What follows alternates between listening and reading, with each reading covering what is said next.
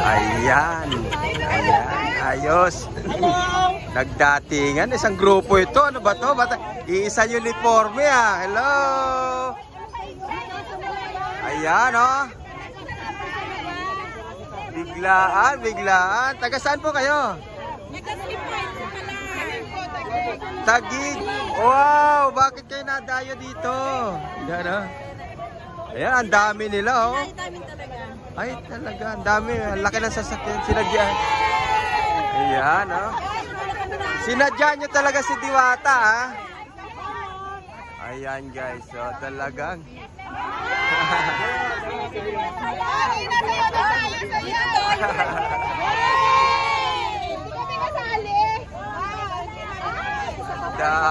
dami nila oh. Biglaan oh. Hello, Forever Young. Forever Young ha? Sila pala mga Forever Young. Forever Young. Wow, mga taga Pasig po sila guys, dumayo pa rito. Ay, Taguig, mga taga-Taguig pala, Taguig, sorry, mga taga-Taguig, imaginein mo, oh. Galing pa sila ng Taguig, talaga naman, dinayo lang si Diwata. Ayan, ayan. Dami nila. Ang dami. Oo, punong-puno yung mga kababayan, ayan. Sinugod si Diwata ng mga Forever Young. Ayan. Sa mga Forever Young, ang dami. Biglang sumugod. Mapapansin nyo guys, nag-iba ang pwesto ni Diwata.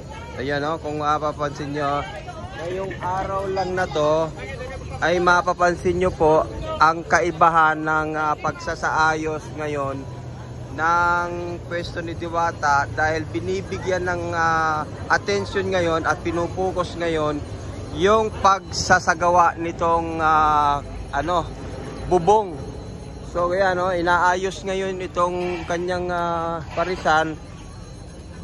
Minub nila yung mga tent na dati ay nandito sa tabi ng kalsada.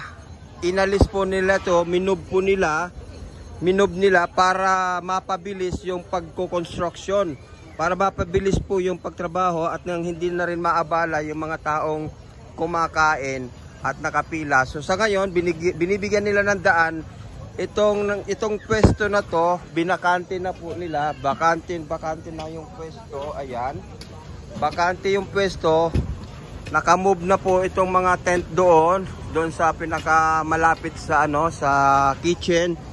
Tapos ito bakante, kung mapapansin nyo, napakalaki na po, maluwag.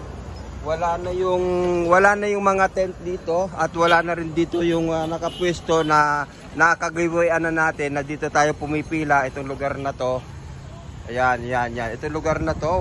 Ayan. At yan, makikita natin siyempre mga naguhukay para sa poste ng pagbabaunan ng poste. At ayan, ayan na po. So ito na po guys. Ayan. Tutuloy-tuloy na po ito para mapabilis po yung pagko-construction, Ayan, yan. Di ba? So, ayan naman guys ang ating update ngayon dito sa kay Diwata. Ayan, at yun, si Diwata ay pinagkakaguluhan doon ng mga Forever Young, mga taga-Taguig daw sila. Alam mo, narinig ko na yung Forever Young na yan. Ayun guys. Forever Young daw, Forever Young. Ito si Tatay, Forever Young din yan. Nakita mo naman, di ba? Walang pagbabago. Ayun. Tingnan mo, sumasayaw pa yung mga ka-level. Talaga naman. Ayaw ko may music eh. Kaya sila nandun, ang mga Forever Young yan.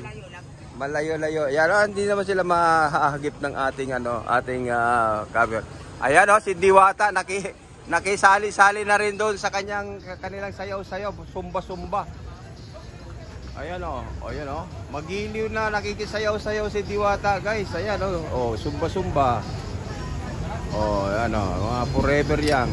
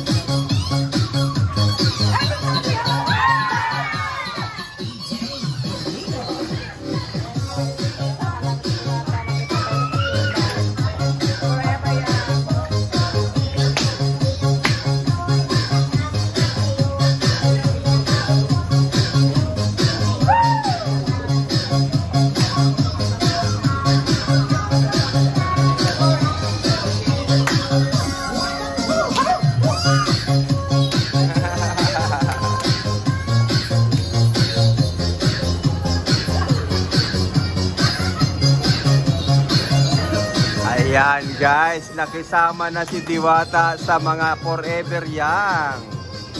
Ayan o. Ayan o. May instruction pa sila o.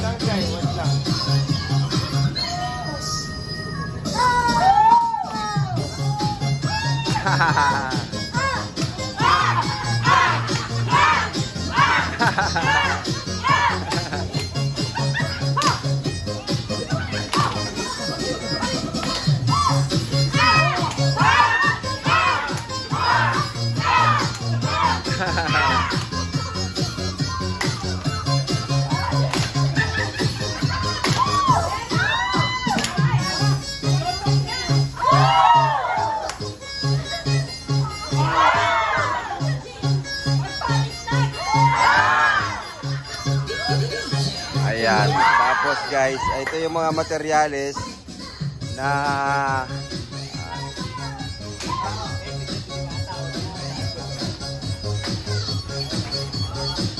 habang abala si Diwata, kasusumba. Ito, papakita ko na sa inyo yung mga materyales para sa paggawa noon.